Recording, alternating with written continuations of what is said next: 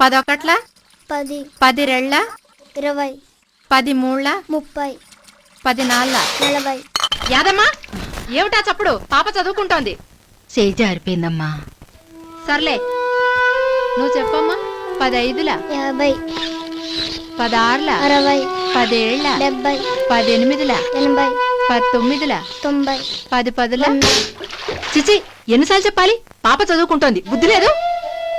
నాలాగా కాకుండా నా కూతురు బాగా బతకాలని నాకు ఉంది. కానీ ఏం చేసేది? నా చేతుల్లో ఏముంది? అంతా మా తలరాత.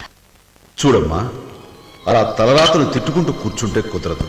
నువ్వు మీ అమ్మాయికి మంచి భవిష్యత్తునివ్వచ్చు. దానికి మార్గం ఆమెను చదివించడం ఒక్కటే. బడికి పంపించమ్మా, పని కాదు.